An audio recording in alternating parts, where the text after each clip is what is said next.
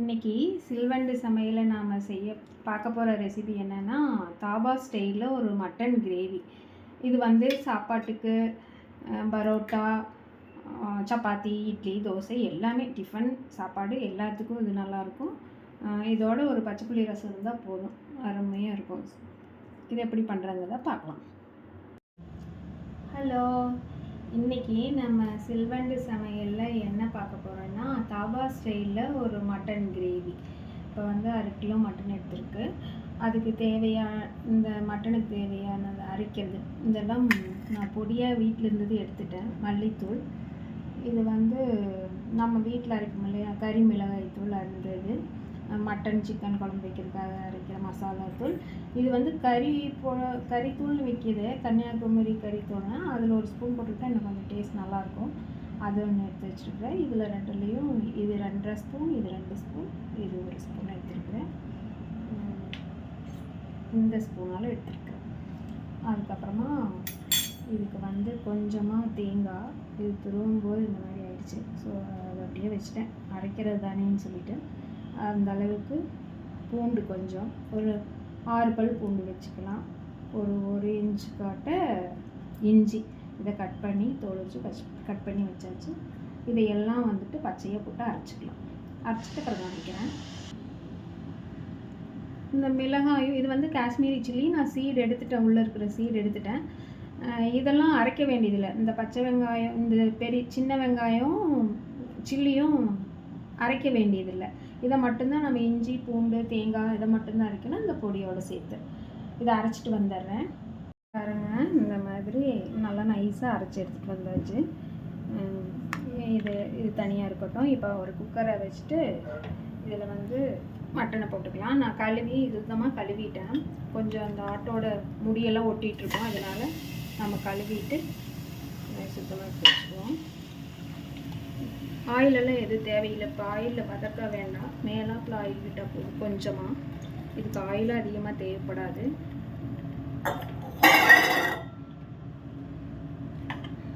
பார்த்தீங்களா, 1 கைப்பிடி அளவுக்கு, 1/2 கிலோ மட்டனுங்கிறதுனால 1 கைப்பிடி அளவுக்கு சின்ன வெங்காயம் போடுறேன். அப்படியே முழுசாகவே போட்டுக்கலாம். அப்புறம் 3 வந்து காஷ்மீரி சில்லி, இந்த சீடு எடுத்து காமிச்சது இருந்தது.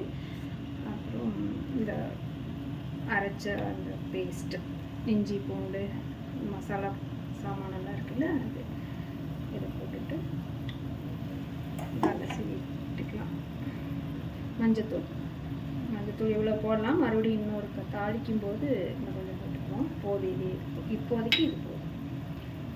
பாருங்க, நமக்கு தேவையான அளவு தண்ணி இதெல்லாம் அரைச்சி விழுது ஊற்றிட்டோமா. ஊற்றினதுக்கப்புறமா இந்த மிக்ஸி ஜாரை அலசி விட்டுக்கலாம். அப்படியே கொஞ்சமாக அலசி விட்டுட்டு இதுக்கு தேவையான அளவு உப்பு, கொஞ்சமாக எண்ணெய் ஊற்றிக்கலாம். பார்த்தீங்களா, நான் இவ்வளோதான், 2 ஸ்பூன் தான் போதும். உப்பை சேர்த்துக்குவோம். இதுக்கு தேவையான அளவு மட்டும் கோரிக்கு உப்பு போடலாம். அப்புறமா மறுபடியும் போட்டுக்கலாம். போதும், இந்த அளவுக்கு உப்பு போட்டால் போதும். நல்லா வேகட்டும். ஒரு 3 சத்தை விட்டுட்டு கொஞ்சம் நேரம் சிம்மில் வச்சு ஆஃப் பண்ணிடலாம். இன்னும் கொஞ்சம் கூட தண்ணி விட்டுக்கலாம். மறுபடியும் நம்ம இன்னும் தாளித்து இந்த தண்ணி சுண்டுற அளவுக்கு பண்ணணும். ஸோ அதனால் கொஞ்சம் தாராளமாகவே தண்ணி விட்டுக்கலாம்.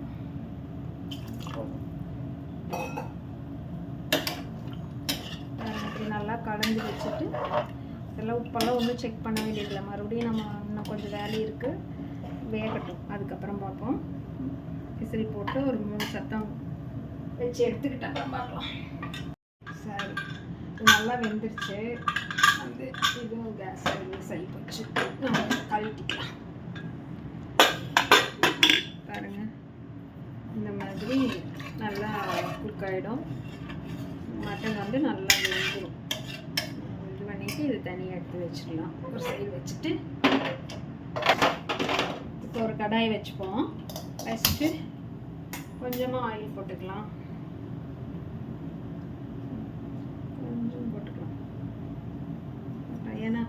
தாபா ஸ்டைல்னா கொஞ்சம் ஆயிலியாக தானே இருக்கும், ரொம்ப ஆயிலும் வேண்டாம், அளவாக வச்சுக்கலாம். அப்புறம் வந்து கடுகு அதெல்லாம் எதுவும் கிடையாது. வேணா கொஞ்சம் சோம்பு, பட்டை இது மட்டும் போட்டுக்கலாம். அது போகணுங்கிற அவசியம் கூட இல்லை, அது கொஞ்சமாக போட்டுக்கலாம் ஒரு ஃப்ளேவருக்காக. காய்ச்சி போச்சு. அதுக்கப்புறமா நான் வந்து அது பொரியட்டும் பார்ப்போம். அது இந்த சின்ன வெங்காயம் அதை கட் பண்ணி வச்சுக்கிறோம். ஒரு பெரிய வெங்காயம். பெரிய வெங்காயம் ஏன் வச்சுருக்கேன்னா சின்ன வெங்காயத்தில் கிரேவி அதிகமாக வராது, அதனால நம்ம பெரிய வெங்காயம் ஒன்று போட்டுட்டோம்னாக்கா கொஞ்சம் கிரேவி நிறைய கிடைக்கும். அதுக்காக பொரிஞ்சிருச்சு சோம்பும் பட்டையும். நம்ம இப்போ வந்து இதை ஆட் பண்ணிக்கலாம்.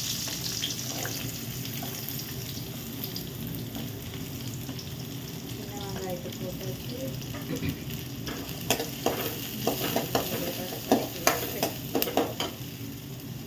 பெரிய வெங்காயத்தையும் போட்டுக்கலாம்.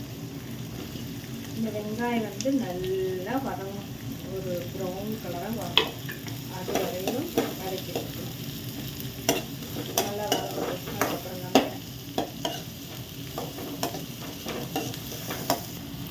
இப்போ இந்த வெங்காயம் வதங்கிறதுக்கு வெங்காயத்துக்கு தேவையான உப்பை போட்டுக்கணும். உப்பை போட்டுட்டு நான் கொஞ்சம் நல்லா வதக்கணும். இந்த அளவுக்கு வெங்காயம் வதங்கினா போதும். நம்ம இதில் வந்து கொஞ்சமாக இன்னும் கொஞ்சம் மஞ்சள்தூள் இதில் சேர்த்திக்கலாம். இந்த அளவுக்கு மஞ்சள்தூள் சேர்த்துப்போம். அப்புறம் இது வந்து ஆப்ஷனல் தான். சிக்கன் மசாலா சேர்த்துற விருப்பம் இருந்தால் சேர்த்துங்க, இல்லைன்னா பரவாயில்ல. இது கொஞ்சம் போட்டு இன்னும் கொஞ்சம் நல்லா இருக்கும்.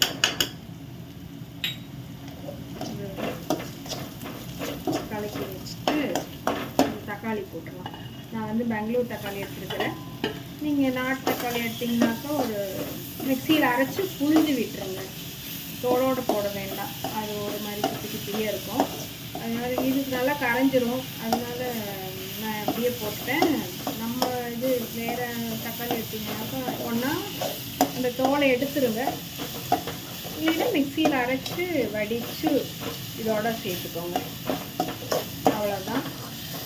அதை எடுத்து உள்ளே ஊற்ற வேண்டியதான்.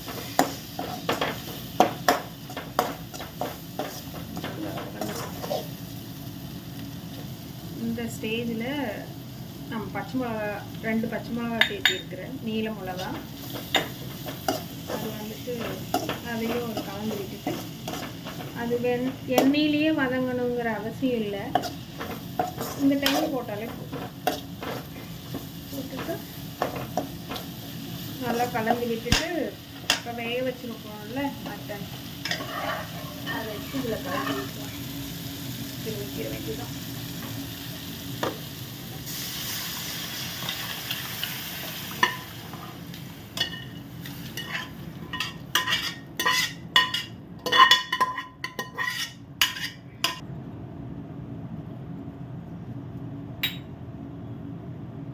குக்கரில் கொஞ்சமாக தண்ணி விட்டுட்டு, தண்ணி ரொம்ப இருந்ததுன்னா விட வேண்டாம், இது கொஞ்சம் கம்மியாக நான் இருக்கிறதுனால நான் கொஞ்சம் அரிசி ஊற்றுறேன். இது நல்லா சுண்டி வரட்டும். அவ்வளோதான். சுண்டி வந்துச்சுட்டு dhaba style mutton gravy ready ஆகிடும். இப்போ வந்து கொஞ்சமாக கருவேப்பிலை மேலே போட்டுக்கலாம். எண்ணெயில் போட்டிருக்கலாம். எண்ணெயில் போட்டோம்னா கருத்து மாதிரி போயிடும். இப்படி போட்டோம்னா கொஞ்சம் க்ரீனிஷாகவே இருக்கும். அதனால இப்போ போட்டுட்டு நல்லா அந்த தண்ணியெல்லாம் சுண்டட்டும். அதுக்கப்புறம் பார்ப்போம். பாருங்கள், இந்த அளவுக்கு திக்காயிடுச்சு. ஒரு 10 நிமிஷமாட்ட விட்டுட்டேன். இந்த அளவுக்கு ஆயிடுச்சு. இன்னும் வேணாலும் விட்டுடலாம், ஆனால் அதை நான் காமிக்கிறேன் பாருங்கள். நாங்கள் சாதத்துக்கு சாப்பிட்றதுனால நான் இப்போவே நிறுத்திக்க போகிறேன். அடுப்பை நிறுத்திடலான்னு இருக்கேன். இதுக்கு மேலே திக்கானா சாப்பாட்டோடு சாப்பிட்றது கொஞ்சம் இதாக இருக்கும்ல, அதனால பரோட்டா இதுக்கெல்லாம் இந்த இதுதான் கரெக்டாக இருக்கும். நான் வந்து இப்போ வந்து மிளகுத்தூள் கொஞ்சமாக போடுறேன். இது வேணும்னா நீங்கள் போடுங்க. மிளகுத்தூள் போட்டிங்கன்னா இன்னும் கொஞ்சம் டேஸ்ட்டை கூட்டி கொடுக்கும். அவ்வளோதான். அதனால கடைசியாக கொஞ்சம் மிளகுத்தூள் போட்டுட்டு அதுக்கப்புறமா கொத்தமல்லி கொஞ்சமாக போட்ட போதும். நிறைய போட்டால் வர கொத்தமல்லி வாசனையே நமக்கு பிடிக்கிறதில்ல. அளவாக போட்டுக்கோங்க. மிளகு போட்டுட்டு அடுப்பை ஆஃப் பண்ணிடலாம். அவ்வளோதான். ஸ்டைல் மட்டன் கிரேவி ரெடி ஆயிடுச்சு. வந்து ஒரு அருமையான டேஸ்ட்டில் வந்துட்டு நம்ம தாபா ஸ்டைலில் வந்து மட்டன் கிரேவி செஞ்சாச்சு. இது நாங்கள் வந்து சாப்பாட்டுக்காக செஞ்சுருக்குறோம். இதை சாப்பிட்டு பார்த்துட்டு எப்படி இருக்குன்னு சொல்லுங்கள். செஞ்சு சாப்பிட்டு பார்த்துட்டு எப்படி இருக்குன்னு சொல்லுங்கள். செம்ம டேஸ்ட்டாக இருக்கும்ண்ணா. இதே மாதிரியே இன்னொரு ஆரோக்கியமான சமையலோடு நான் உங்களை சந்திக்கிறேன்.